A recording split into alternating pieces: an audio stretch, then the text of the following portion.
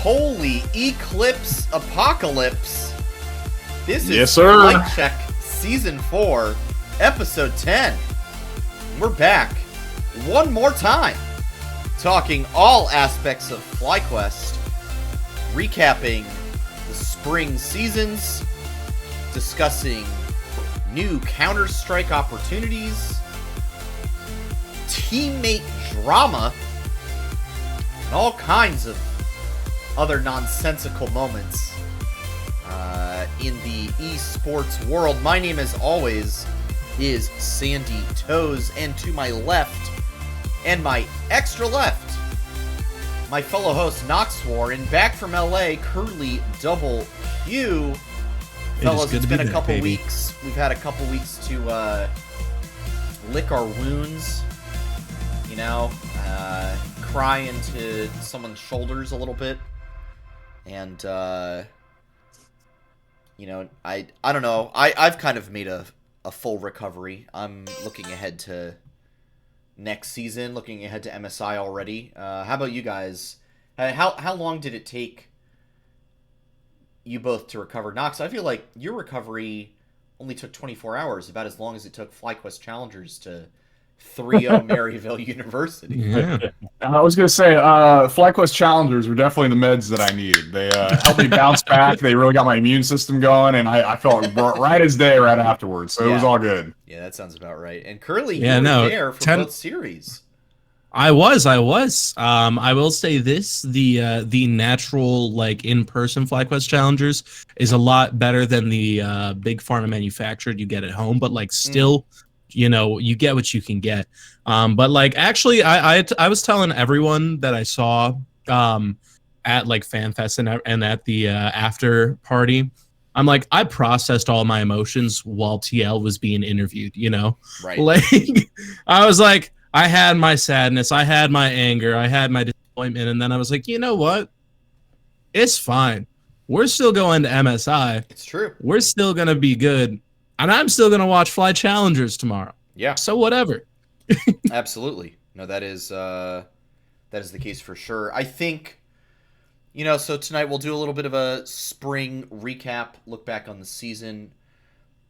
We will touch on the inspired drama, if you will.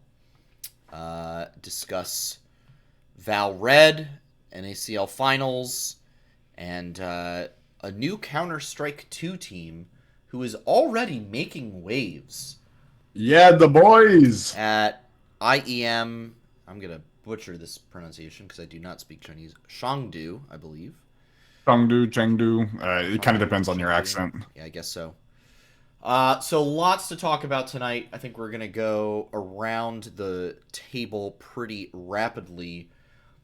First thing that I want to bring up, let's just discuss finals, both the LCS and the NACL ones, starting with LCS, because we have to discuss it. We have to say, you know, we're not going to get too granular tonight, I don't think. A lot of the analysis, I think, has been done by people who are smarter and wiser than we are, but I think from my side, and I'm curious to hear if you guys have similar perspectives, it felt like the team was just not ready on the day. Just did not show up, was not playing at their best, and just got beaten by a team who did show up on the day and had a lot of momentum behind them. And, you know, sometimes, I think especially in esports, that is the most important thing. How do you show up on the day? What momentum do you have behind you? And how do you channel that? And I think that's kind of what got us. Yeah, I think, and we are not going to get into the details of this either, right? But I think the loss of Richard was very noted in draft, right? Yeah, I thought our drafts were very, very suspect, and things like even the misban and what was it, game 3, like that is all Richard. That was his job responsibilities. So the fact that we were struggling with that, I felt was quite obvious that we were feeling his loss, basically, is what we'll leave it at. Yeah, that makes sense to me. Curly, how about you? Yeah, I mean, draft was definitely one thing. I think it's just momentum is such a real factor when it comes to playoffs because if you look at the history of the last 4 years, it was a stat line that they brought up before finals is before this, literally 50% of finals were from lower bracket runs, you know?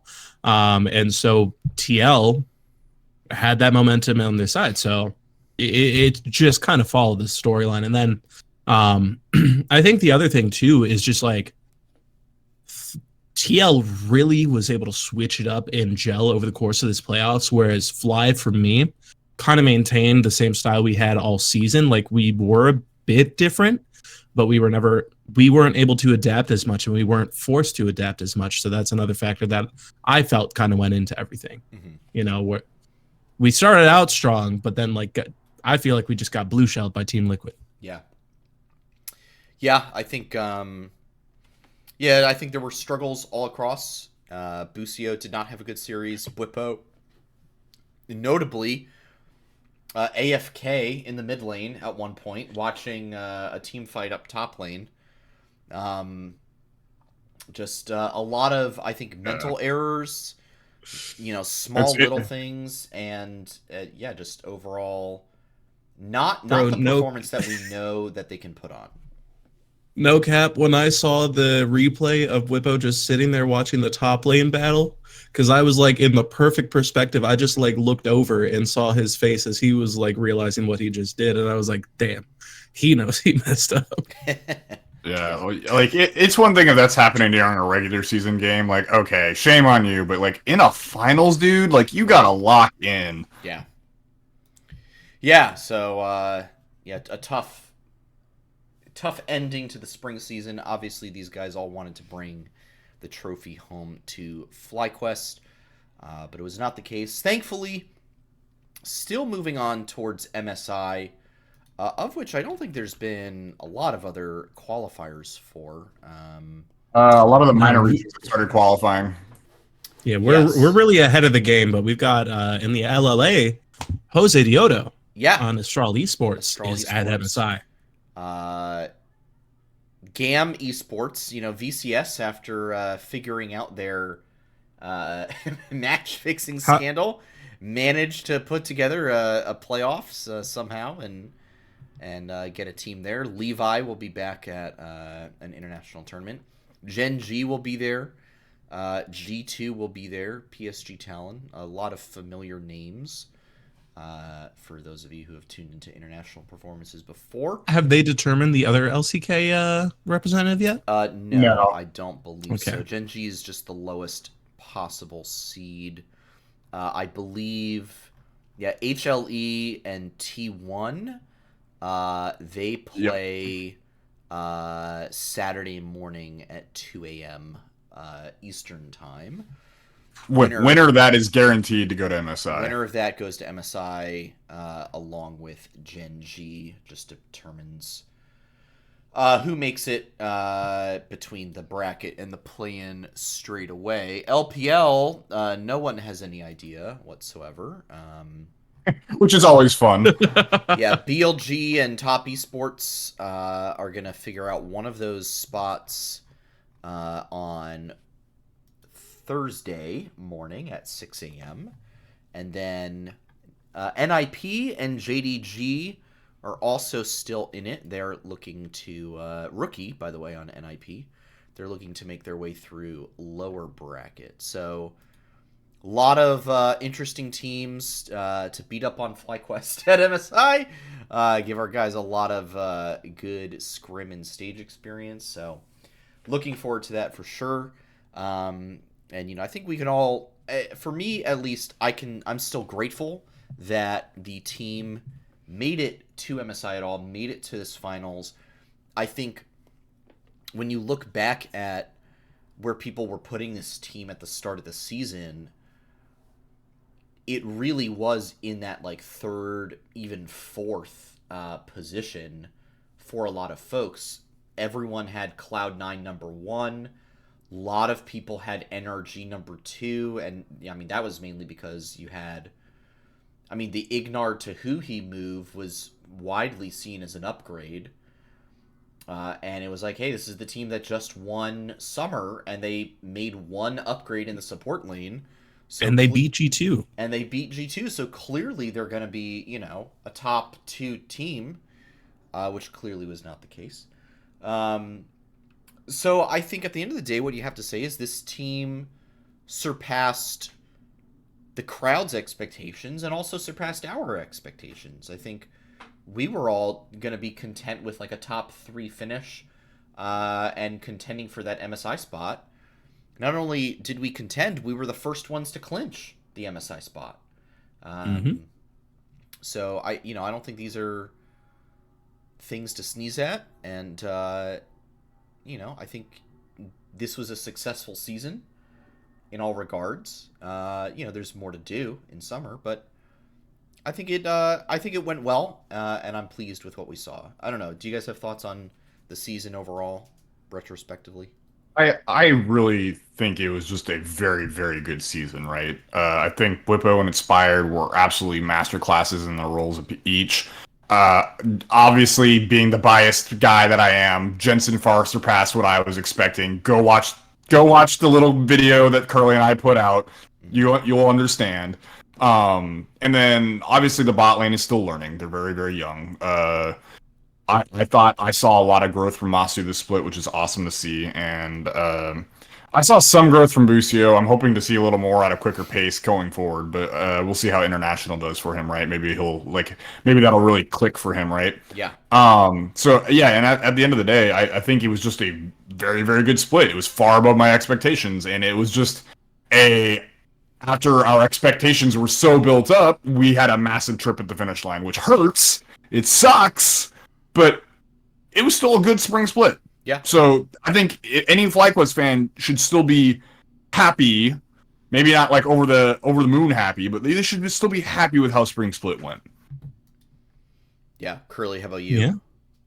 Yeah. I mean, statistically speaking, this was our highest performing split ever because we maintained first every week of the regular season, and we finished first regular season. First time in organization history. And like the only thing we didn't check off in terms of like place was getting the title, you know? So like objectively, like when you disconnect what happened this year, like 5 years from now, and you just look back at the score line, this is what like our peak as of the moment, you know? Yeah.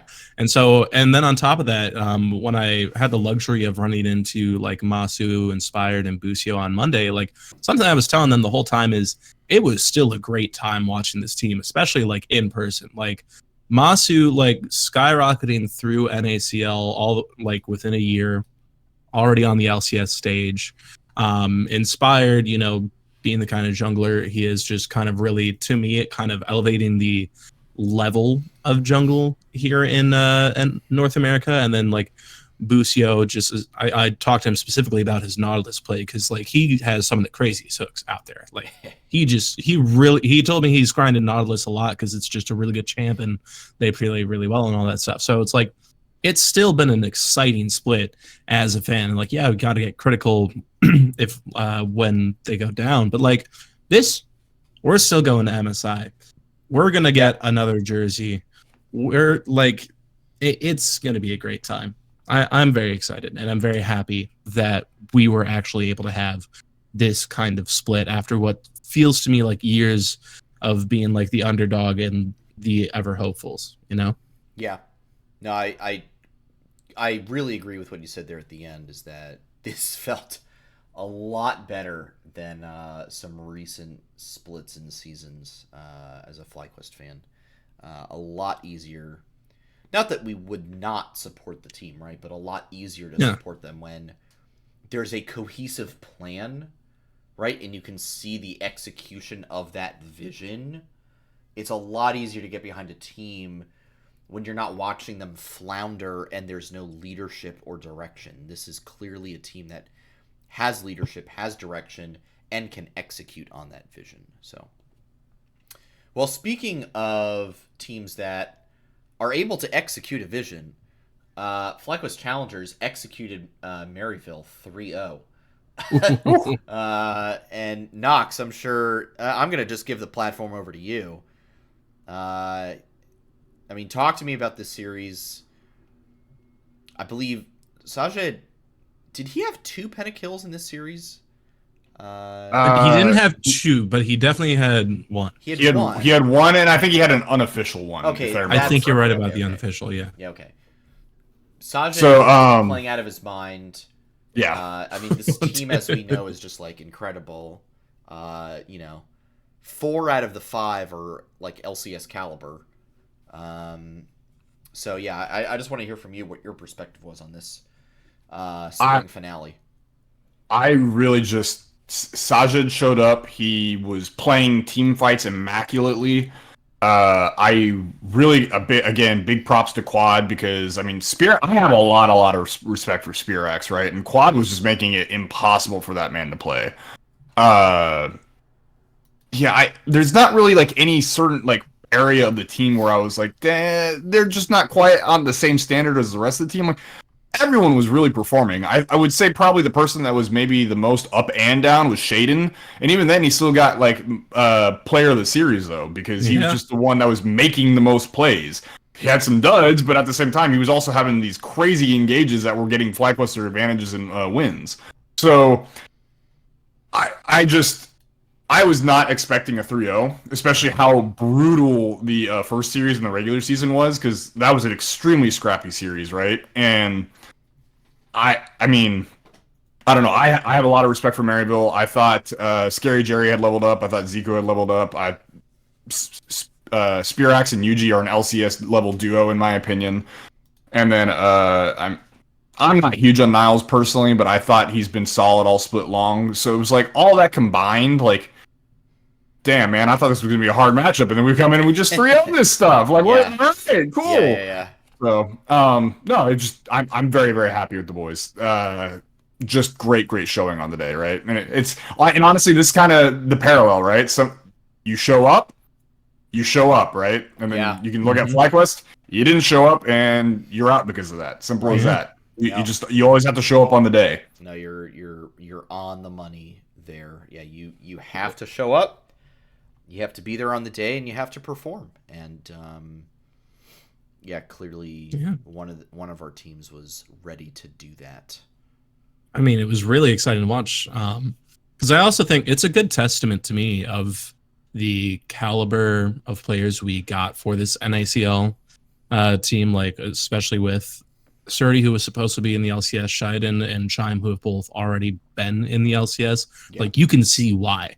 And then it like I think the other thing too is it kind of shows like Riot needs to figure out a way to kind of be able to localize teams playing, like, because Maryville, they played together all split lawn, whereas with FlyQuest, the only one like in LA was Quad, and then everyone else was just kind of wherever it was good for them. But the second this team was in the same place, they kind of looked a little like Rafa and some of the other casters between games were saying like, yeah, them being in the same space, like it's kind of elevated their gameplay from what was already really good gameplay. Yeah. And so I would love if Riot and the LCS could figure out a good, effective way to be able to get teams at least in the same space, because I think that affects so much of how you're able to play together. Yeah, and I think it would really elevate the quality of NACL too, you know? Yeah, no, I think I agree. I'd like to see them do more to... I thought there was some good effort put in by just the community at large. Like FlyQuest had a bunch of good watch parties, and they also partnered, I think. They did with some ones, including David Shynuck out in New York City, which was really cool. They were tagging onto so many watch parties, and it was awesome to see. And I think teams need to do more of that, because like this scene is going back in many ways to the grassroots era. It's not quite going to be there. It's not quite going to be, playing in Freak's basement for mouse pads and keyboards, but like, maybe a few steps above that. And so, the teams that can get in on the ground floor of this grassroots stuff now, I think, will be in a good position. The other thing too is I'm very happy with like the approach we've had with this Fly Challengers, like just the way we make it part of the org, because I got to talk to Surdy after they won, and he was talking to me about like, since like for the last week he was screaming Whippo all the time, and Whippo forced him into like some harsh corners with like meta picks that he's not familiar with and all that stuff. So it's like the cross pollination between these teams provingly benefits the players going through the rising through NACL. Yeah. So I'm very happy that we got to show that. No, that's a really good point. I mean, Nox and Curly, both of you, I mean, off-season is technically here. And I guess the final question on this NACL team is, are any of these guys going to get picked up by LCS teams? And, I mean, we already see Cloud9, you know, outsourcing to Korea, you know, if rumor is true. So, you know, Cloud9 is not picking up Surdy. But there's a few other teams that could really use a good top laner. Could really use a good jungler, mid laner, or support, really. Yeah, I guess just asking this question probably for the last time until we see something happen or not happen. Is there anyone in this team that you expect is going to get picked up, or is it probably run it back in summer? Up until Cloud9 made the Thanatos, well, I guess it's rumored still. It's not official. I thought the highest percentage chance for one of our guys to get picked up was going to be Surdy. Right. I really thought it was going to be Surdy. But now, with Thanatos coming in, that's another spot that's pinched from the top lane.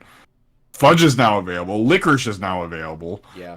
There's only so many top lane spots. Sunday's still out there. Someday is still out there. I don't think Someday is getting picked up at any time soon, personally. But, I mean, yes, you do have a point. Someday is available. So, all that in mind, I think, unfortunately, Sturdy just got the door slammed in his face, which sucks. Yeah. Not that I thought he was going to Cloud9 or anything like that, but just off the fact that Cloud9 did not... A Shopify Rebellion, you know... Yeah, I don't see it happening. If Cloud9 had acquired a domestic NA top laner somehow, some way, either whether it be from a different team or whether it be NACL, whatever, I think there was room for Surdy to find a spot, right? But another import coming in just continues to pinch the pool. So I think Surdy's gone. In which case, real quick, I will say I think the next person people are probably going to be looking at is it's going to be Chime, in my opinion. Oh yeah. Curly, how disappointing is it that LCS GMs do not see the benefit in pulling in these guys and insisting on running back faulty rosters? I mean, it really depends, right? Because I don't clearly with certain orgs. You could put any roster there, and I think there's something tainting that org. Like a certain blue gladiator themed organization consistently misses the mark no matter who you put on there, and I think that says a lot more about them and whatever they're doing there behind the scenes. And so it's like, I am disappointed that these players don't have the opportunities in the LCS, but at the same time, like when you have teams like Immortals and Dignitas, who to me are very inconsistent and potential career killers. Dignitas not as much. They've definitely improved these last 2 years, at least in how fairly I view them, but I think they're kind of just like this bottom of the barrel where it's like, sure, you'd be in the LCS, but would it actually be worth it for you long term? And that's just kind of what you got to run into, right? I'd say Shopify would be because it's very new to the scene. It's like that would be the only, if I was an NACL player, and I know the top performing teams probably aren't going to look at me because they're either solidified in their rosters or like looking elsewhere. I'd say probably Shopify Rebellion is the team I would want to go for because it's like, it's new. It's probably going to try to grow. And if I could make my like stake there as like a player that is really good for the org, that's what I would go for. So yeah, it is a shame, but like I'm hoping that they see the value in, especially Chime. I could also see Quad being brought up because mid lane has become very important. At least it was in the spring, so I don't know if it's going to translate to summer. So I could see Quad and Chime being as the most likely picked up. Nox, kind of went through a very strange path with that. Sorry. No, it's fine. Nox, it's mind-boggling to me. And I know there's money and whatnot, but I mean, you and I just spent a few months pretending to be LCS GMs, and it's just mind-boggling to me that you would see a clear upgrade for your team and not, try to make that happen. Like if you're wanting to win, which frankly I don't know if all the teams in the LCS want to win at this point. I don't think Immortals really wants to win. I don't think Dignitas really wants to win. I don't know if Shopify Rebellion, like I'm gonna give them another split, but like it doesn't sound like they're making moves. I don't know if they want to win. The other 5 teams I can say for sure. Cloud9, FlyQuest, NRG, Team Liquid, and 100 Thieves, they want to win. And that's pretty clear. But and when I say want to win, it's not like, sure, do they want to win? Of course they want to win. Are they making the moves necessary? Are they showing how badly they want it? No. I don't think so. They're running out tired teams of players that are not going to do it, and there's clear upgrades in just the free agent pool, in the challengers pool, that could easily help out some of these struggling squads. All right, I don't know if you guys want to respond to that or if we can move on to something else. No, I think you got it down pretty well, Pat. Yeah. Unless Curly, you got something else on it. Nah, like just add LCS GMs. Please care to win. That's true. All right. Well, we got to talk about it. I know we're so excited about this. Is it Reddit Dum Dum time? Oh, it is Reddit. I love Reddit. Oh, man. Time. I don't know what happened, but now I can't change the. Oh, here I can. There we go. Inspired versus Jensen. Spoiler alert. No. There was some Reddit drama this past week. Degon dropped an interview with Inspired. That was right after finals. And in it, people really took issue with the way he talked about his teammates. Saying that they don't know what they were talking about. And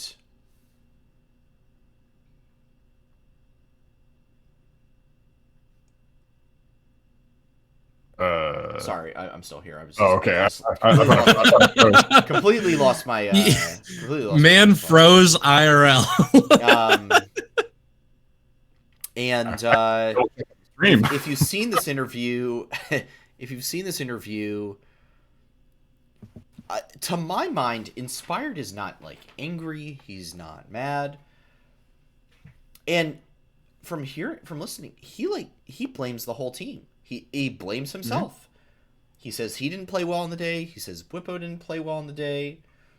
He said, the bottom lane inted at different times. Jensen wasn't, playing well on the day. I found it very funny that he kept calling his players and himself a vegan, which I guess is like their code word for not pushing the game forward. Yeah, not being aggressive, not being hungry or whatever. That's just an interesting way of putting it. I don't know. I want to hear from you guys, but I did not take this interview as especially shitting on one player over another. Now, there was a response from Papa Smithy. He did tweet, which we'll talk about in a second. I'll read about it. But I want to get y'all's initial takes on the interview. I know you both have seen it. So I want to know what you guys think about this interview and what Inspired had to say. I mean, the big thing for me is like straight up the tone of it. It's not angry. It's not upset. Like, of course, like undertone of kind of upset, but just because they lost the game. That is a genuine, critical discussion of what happened. It is the same thing coaches would have with each other when they're planning the meeting for the week with the team. It's like, that's all it was. It was very real and normal discussion of like, yeah, here's the critical points of how we played. That's all it is. It's not like, oh, I'm angry that like I wish Jensen was better. I wish I was better, all that stuff. It's just like, no, we didn't do this right. We didn't do this right. Very matter of fact. That's all it was. And I don't know if like the esports bubble on Reddit isn't used to people being casually critical and normal about it. Not everything has to be a sorry, we didn't perform, we'll do better next time. Sometimes you're allowed to be honest about exactly what you did wrong. And it's okay, because the other thing is I severely doubt that in the like when they got together as a team after that interview and had the same discussions with each other, I doubt that any of them thought that Inspired was mad. It really is just kind of the esports bubble taking a line, probably without even actually watching the video, on being like, oh, why did he talk shit? I really think it's a lot of just seeing it and not doing the critical thinking yourself. Yeah. Yeah. I'm in agreement. What do you think, Knox? At the end of the day, I mean, I think there's definitely some PR training that's needed, right? Like, you should not be going after an interview and maybe saying these things as harshly as he's saying, even if they are true. And here's the thing. I agree with him pretty much on 100% of the things that he said. There's not a single lie in any of his statements. However, you still have appearances that you have to keep up, right? You are still presenting yourself and your team as a whole in these interviews. And you cannot just be openly bashing your teammates, even if it is true and it's something that you would do behind closed doors because you're trying to help critique them and help them do better.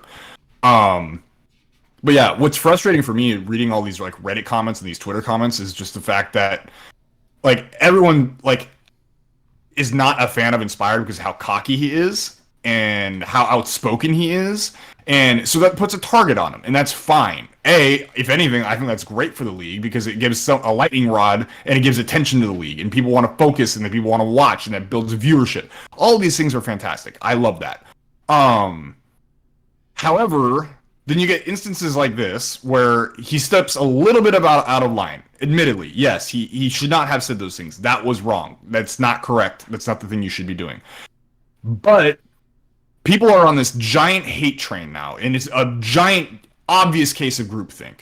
It's like, oh, this guy hates him, I hate him too, and here's what this guy said, so that must be true. And because that's true, here's what my thoughts on it are based off of his words. Yeah. And it basically results in this giant Reddit thread, not even one, but two of them, basically saying like, oh, yeah, Inspired's just an egotistical piece of shit who like is not a good teammate whatsoever. That's not true. It is not true. Like, if you talk to any of the FlyQuest staff behind the scenes, or you talk to any of the players behind the scenes, he's one of the most helpful people on the team. There's a reason why he is the leader on this team. And it's very, very frustrating to see all these people just calling for, like, pitchforks and torches off of a couple of, yes, bad comments. I'm not going to defend the comments. The comments were not necessary and it shouldn't have been said. But don't be calling him out for stuff that's just blatantly not true, because everything he said in that interview is true. Jensen underperforming was absolutely true. Go watch the VOD. Jensen had multiple moments. He even calls it out in his interview with Degon, saying, hey, if he had flashed here and he'd ulted here, if he burned his resources here, the rest of us can clean this stuff up and we could have won this series. Absolutely. Like, everything he says is just true. I cannot reiterate that enough, and that's what's frustrating to me. So, anyway, started ranting. No, I'll leave it at that, or we can bridge into Speak like on it. an additional thing. Well, Yeah. see, I want to reel it back, and I disagree with you very genuinely on that, on saying that anything he said was like wrong or out of line. I think it's kind of this weird Well, I mean, bubble. he was wrong. He shouldn't have said it. He shouldn't have said it. I think maybe the qualification here is he shouldn't have said it in a public interview. You know, behind closed And doors. That's what I disagree with. I think there's this strange apprehension, and like LCS and like a lot of North American sports viewership where you're not allowed to be openly critical about yourself, which is weird to me because it's not actually a problematic thing. Well, about yourself is one thing, but this was about another player, right? Yeah, but it's not. In no way was it actively harmful, or like was there any genuine animosity? It's like to me, it kind of feels like a similar thing where there, being out here in Ohio, a lot of drama in Midwest culture comes from people not wanting to talk about the things, and so they let it build up. And so it's like that same veil is kind of projected on like the realm of esports where people don't like it being talked. It's the same. It's actually the same way of how everyone shat on Faker for just being genuine about how, you know, the DDoSing things make things frustrating. It's like people for some reason don't want the players to be genuine about how they are, like how they feel and their opinions on the factors that go into the results of negative outcomes. And so I am in this case where I think the masses are wrong and not the individual. You know, I think it's something that we could probably improve as a culture because, number one, it would make for more interesting content where you'd be able to learn a lot more from the players and all that stuff. And number two, I think it would also probably be healthier for the ecosystem as a whole, because then it's like it would probably, if you normalize it, it would decrease the drama that would potentially come from it. That's my opinion on the whole thing. Yeah, I think the struggle I have with like normalizing it is that I don't know. I think it's a slippery slope, and I hate using that fallacy. I hate using that phrase, but like I think it's a little dangerous to just say, hey, say whatever you want in an interview, because I think like there are some things you can say that like Inspired could say to Jensen, or could say to literally anyone on the team. It doesn't have to be Jensen, because if you actually watch the interview, which I am convinced most of the people in that Reddit thread did not actually watch the interview. Because definitely agree on that one. Because if you actually watch the interview, he's not talking only about Jensen. He says that everyone played bad, which is true. Bwipo played poorly. Busio played poorly. Inspired played poorly. Masu inted a couple times. Jensen did not play well. So, like, everyone on the team did not play well. They won. If they played well, by the way, this would not have been a 3-1 loss, right? We would have probably won the series if we played well. Or it would have been a lot closer. We barely won game 2 as it was, and we got stomped games 1, 3, and 4. So he's not, like, singling out Jensen. People just, like, again, they do not... It's a lack of critical thinking. And this is, like, classic Reddit. Like, why am I getting mad at Reddit for not critically thinking? I don't know. It's just what Reddit does, right? But it's, to me, this is a typical example of like Reddit reads the clickbait headline and then races to the comments and says, I always knew this about Inspired. I've been saying this since the start of his career. You know, it's like, come on, that's not fair. You didn't watch the interview. If you watched the interview, he has something to say for every player, and he especially says like, hey, I did not play well.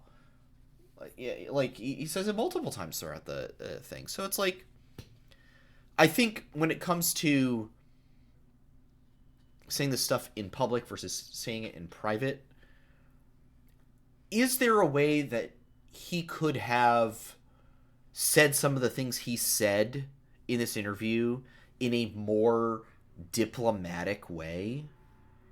Yes.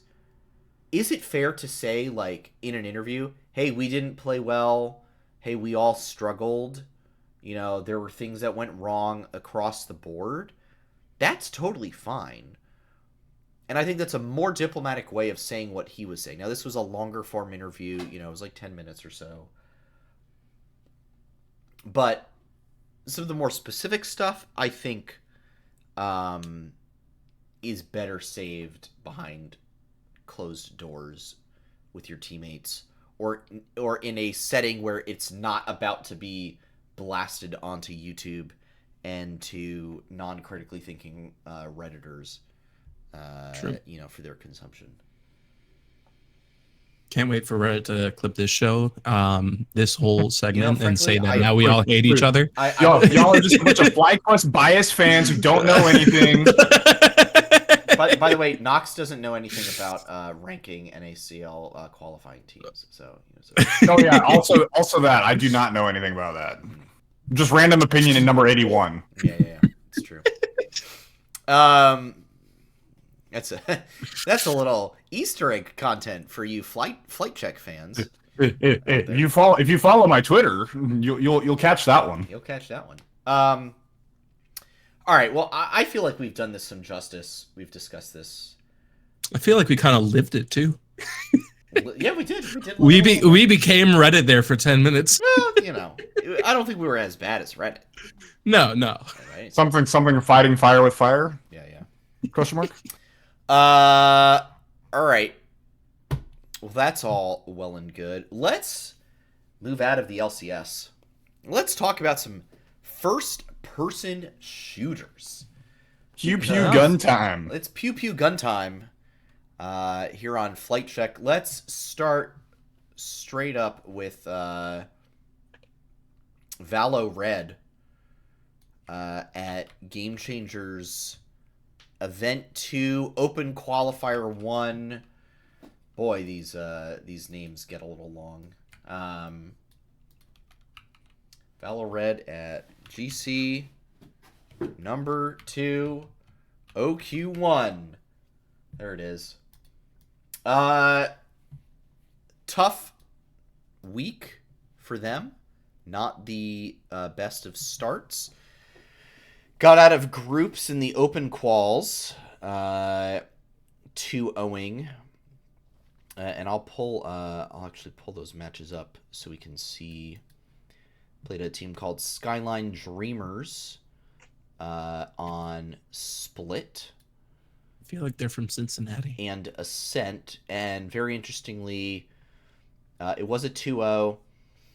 FlyQuest beat them on Split 13-11. And then went to Ascent and ran it 13-0 over Skyline Dreamers. Just continuing to show to me that Ascent is a great map for us. One other piece of interesting info for FlyQuest RED, specifically Valorant. Lace taking some time off from this event.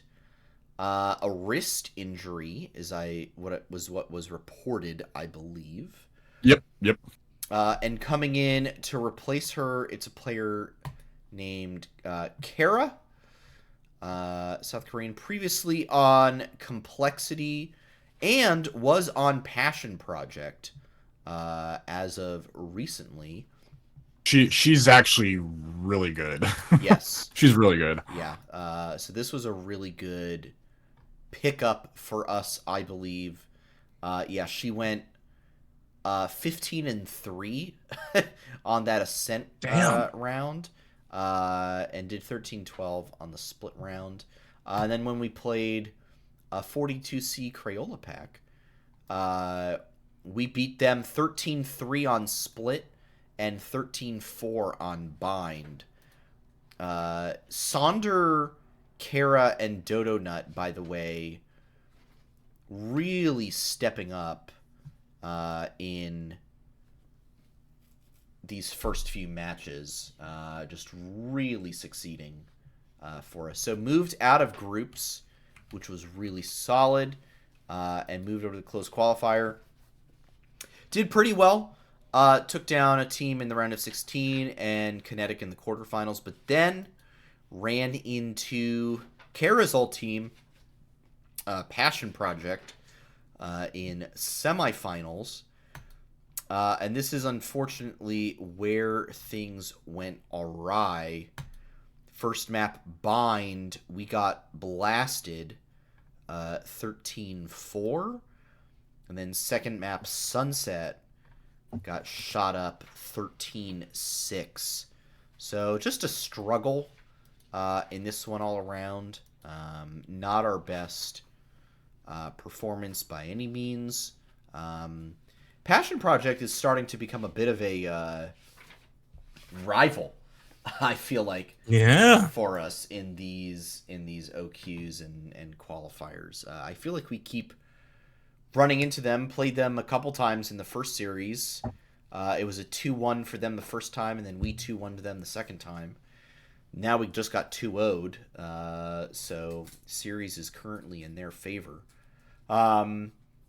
Obviously disappointing to go out in semis. They still pick up some circuit points, so very much in the mix for qualifying for the main event. I'm sure they'll be back for qualifier 2 and 3 down the road.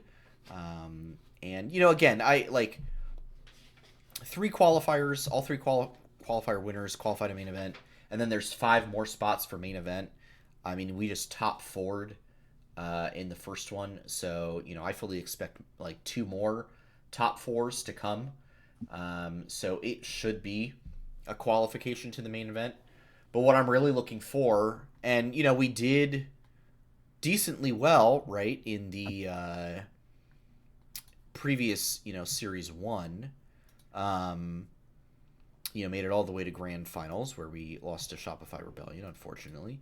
But the, you know, standings-wise, we're right there in second place for circuit points, right behind Shopify Rebellion. Just got to, like, keep putting up those numbers.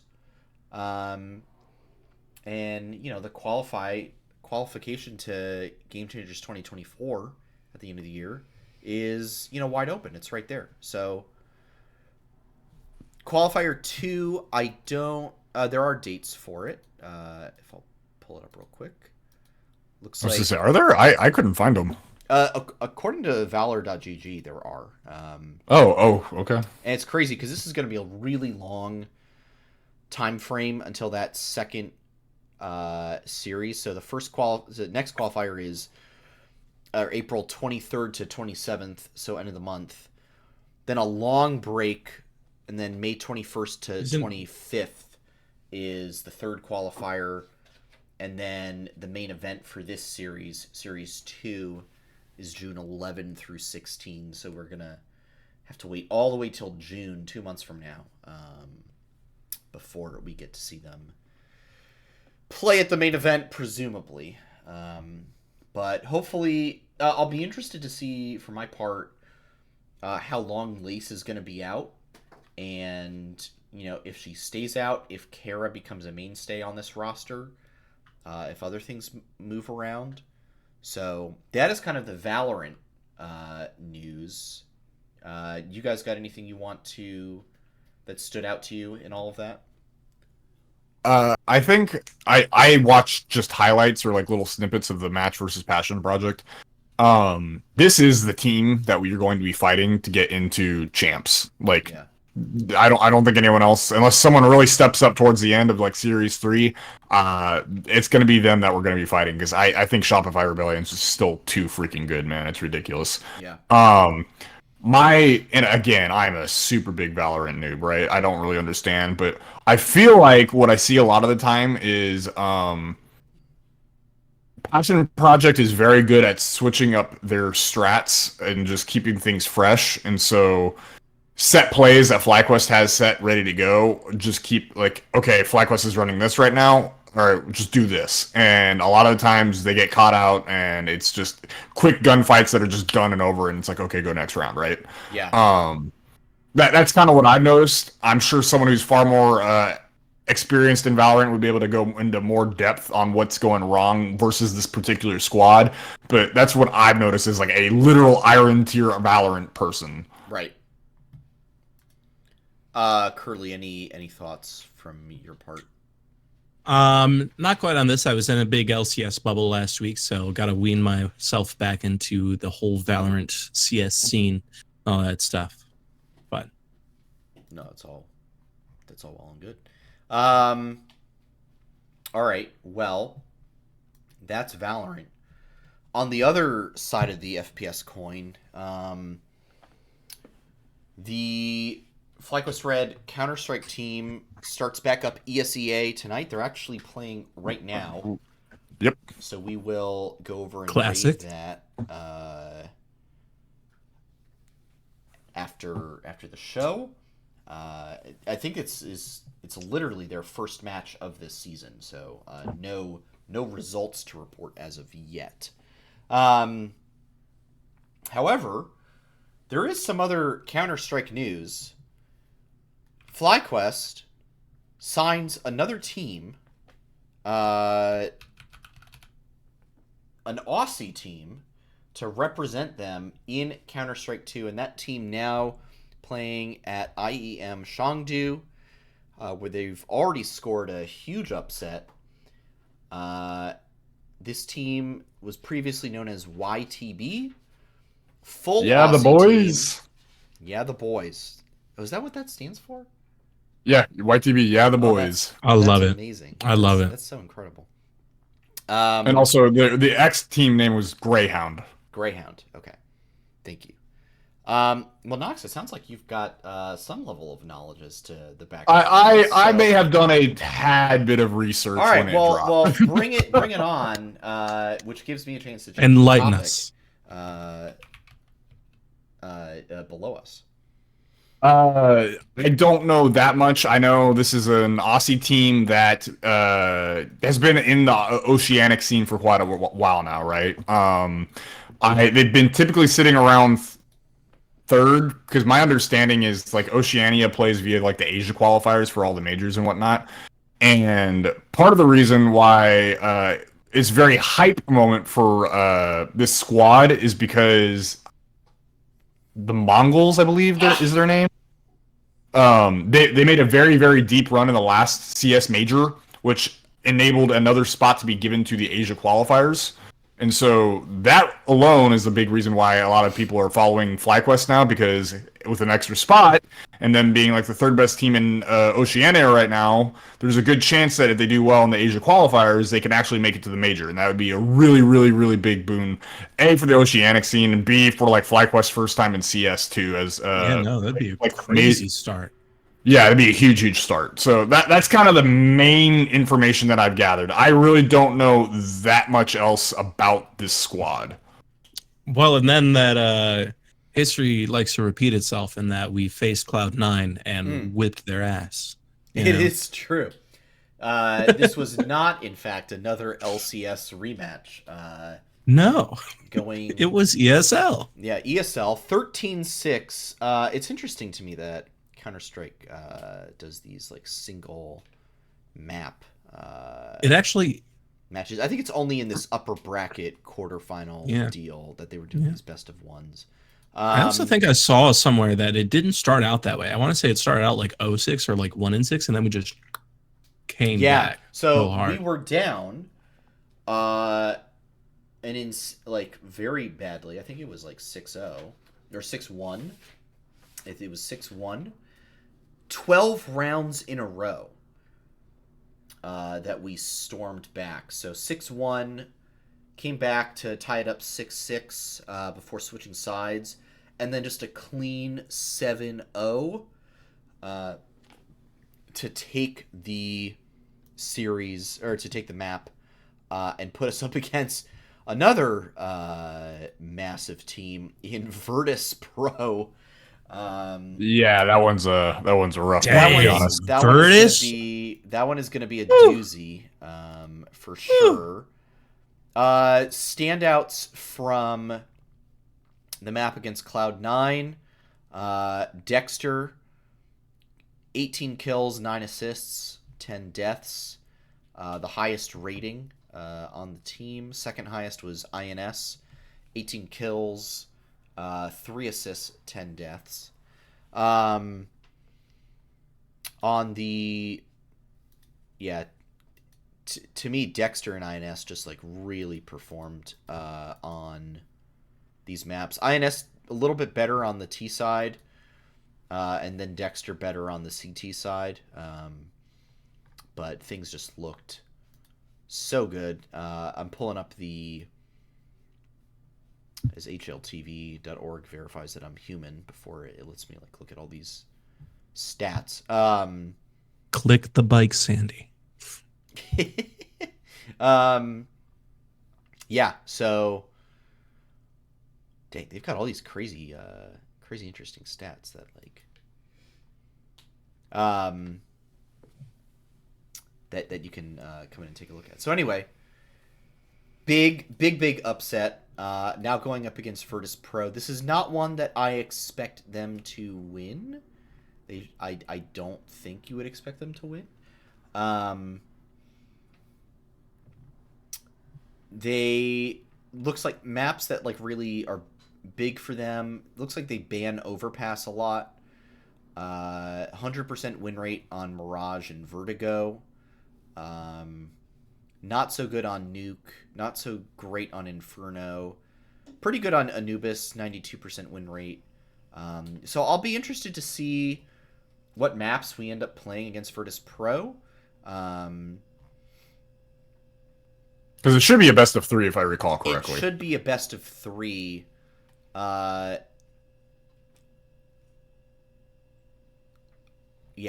I'll be very interested. I'm hoping that this is at least a 1-2, that we get one map here. I think that would be very cool to see. Of note, if you want to watch this map, it starts in 4 hours, 23 minutes, and 10 seconds. Wow. 1:30 a.m. Eastern Time. You can watch FlyQuest take on Virtus Pro, or you can be like me, Or if you're on, and catch the VOD. And just. Or if you're on the West Coast and you need some late night entertainment before you go to bed. 10:30. It's right there for you. So, I want to pivot a little bit away from. I mean, obviously, it's a huge map win to upset Cloud9. But I do want to ask you guys, what is your take on signing this team in particular? Theoretically, like the best Oceanic team, which is a very small scene. But Oceania really is only ever going to get like one representative, if that, at some of these big majors. So I don't know how much international exposure this team is really going to get. And it's just an interesting investment, I think, into the Counter-Strike scene by FlyQuest. So I wanted to get y'all's take on how you feel. Is like this a good move at this time? Weird move, or do you need to see more like down the road? Like, how are you feeling about this? I mean, Papa Smithy put out a I don't know if it was a tweet or if it was like an actual like article or something, but basically saying that this was kind of a passion project of his because it's obviously his home region of Oceania, and he's been working to get into the CS scene for quite some time, and this Grayhound roster had just disbanded, right? And so for him, it was just kind of like, hey, all these things are coming together all at the same time. I'm going for it. Let me just see what I can do, and I think this is just the result of it. I think it's kind of cool, honestly. I mean, I love. I don't know why. I mean, this kind of like Nox lore basically, but I've always loved following Oceanic teams. Like especially they're great. Like Team Immunity back in 2013, which eventually turned into the Chiefs Esports, Legacy, the Direwolves, etc. Like I followed all of those guys. It's always been fun, and so for me, it's kind of cool to see the same thing happening in CS, right? Because that region, just in general, how like just literally geographically how isolated it is. They just need all the help that they can get. So it's cool to see that whenever these guys do succeed, and it's cool to see whenever any of those players get the resources needed to succeed. So if anything, all this, like, I'm not expecting huge successes, but if we can make like an appearance at a major or something like that, that will be the equivalent of like winning a Worlds, in my opinion, right? Like, and that's awesome. That's cool. It's great. You're giving these guys an opportunity, and that's all I really want to see. Yeah, Curly, any thoughts from you? I think because I'm not as familiar with the CS scene all too much, but based on the sound of it, I think it's the safe bet. It's a good level of entry to get in where there's a good chance that you can make them thrive, and make make it a justifiable arm of the FlyQuest esports brand, where it's like there's a good chance that with this team we'll be able to achieve success in the region that we're active in. And so it's a great way to make sure that you've got long-term growth, because if we tried to bust into the European scene for some reason or be another North American team, there's a lot of competition there, and it's like you'd have to probably throw down crazy paycheck or whatever. Like I assume it just would be a lot more complicated and riskier to try and even form a new team in those regions just because of how they function. So I think it's the safe bet, and it's a great way to kind of make a mutually beneficial team where it's like we're able to represent the players, but hopefully push competition in the region, and then in return we are met with a successful like a team that hopefully achieves consistent success and represents FlyQuest well, Yeah, completely. Yeah, I think my perspective on it is it's a good investment. It expands the brand to another region ultimately, and it diversifies the audience, right? So as much as Papa Smithy's saying, hey, this is a passion project, you're really tapping into a whole continent, a whole country worth of fans that frankly do not have a lot to root for right now. There is no League of Legends team in Oceania that is going to be making Worlds anytime soon, right? They're not even going to, like, they don't even make it to MSI. They get thrown in the bracket with PCS teams, and they're just and LJL teams, and they just get stomped now, right? So this is an opportunity to expand the brand to a hungry group of esports fans that really need something to latch onto. And I think it's strategic. I think it's smart. I think if we, have high expectations for this team to like absolutely dominate in Counter-Strike, I think those need to be tempered. But I will celebrate all the wins. I will celebrate having a really strong team in the Oceania region. I think that's great.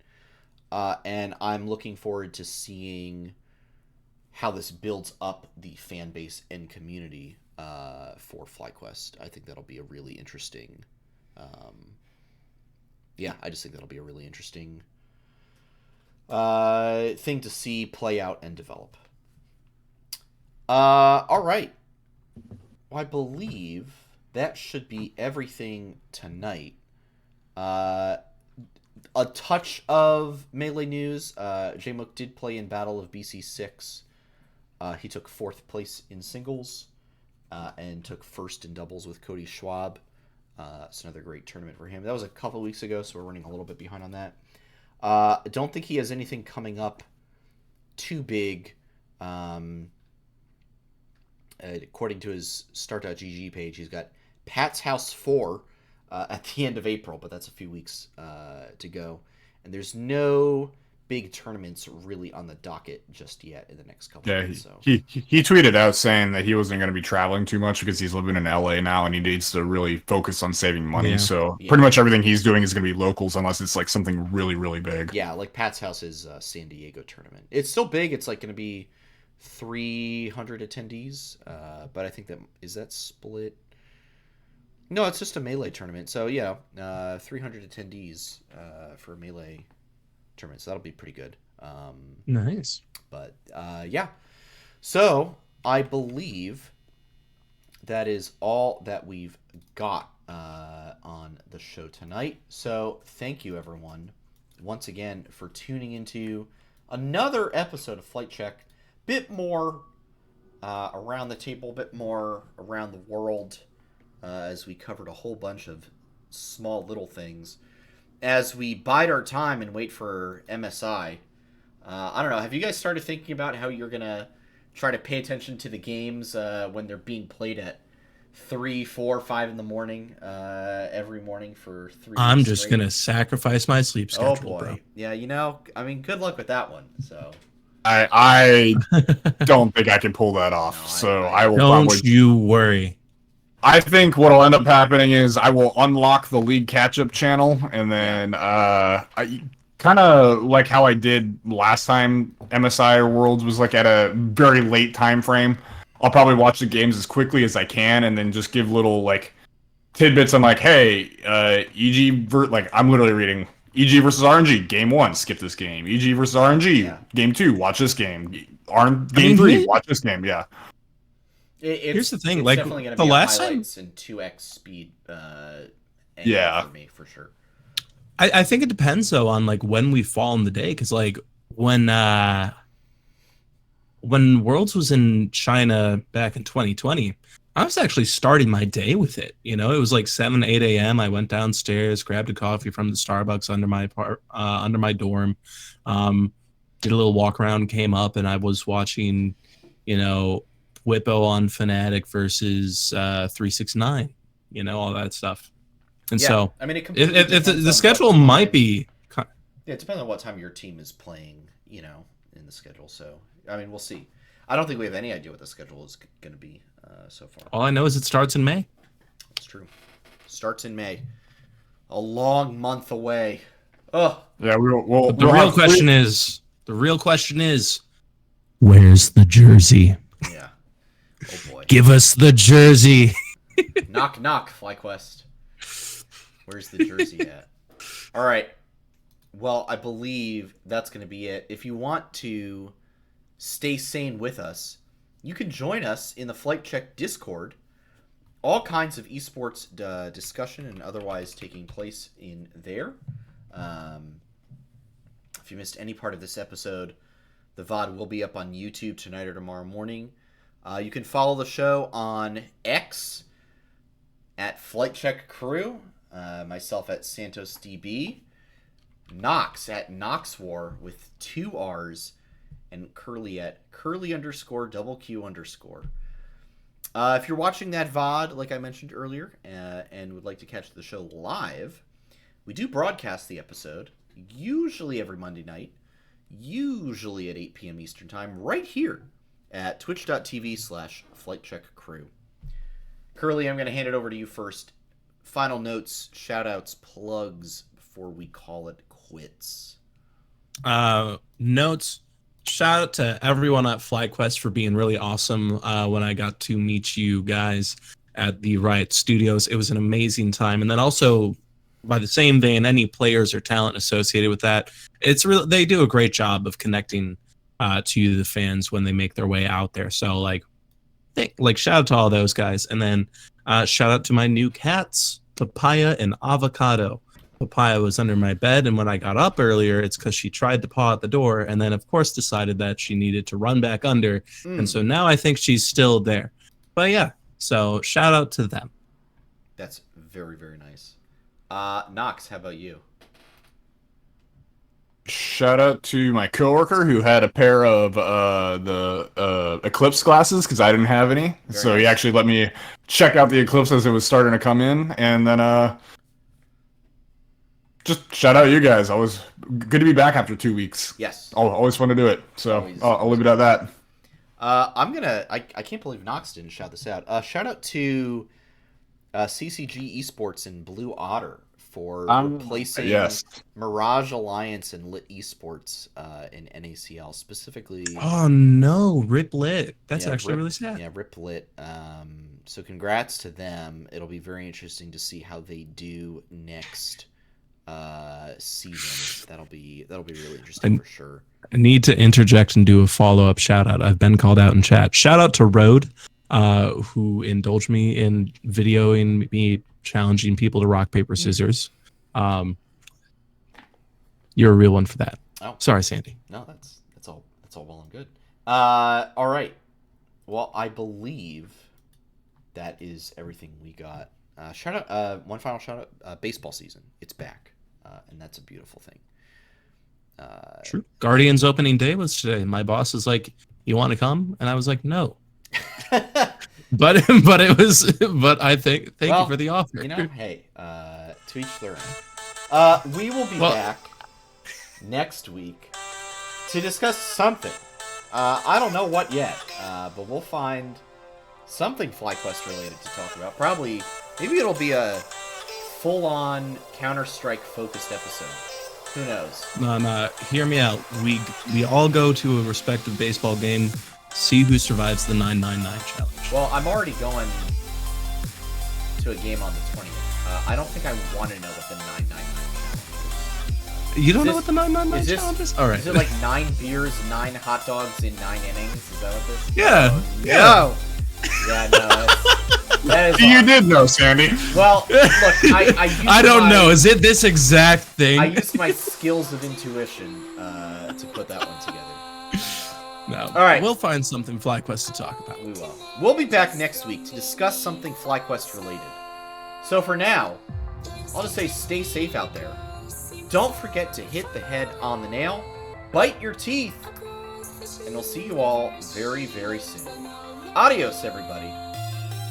Have a good one, guys. Peace, y'all.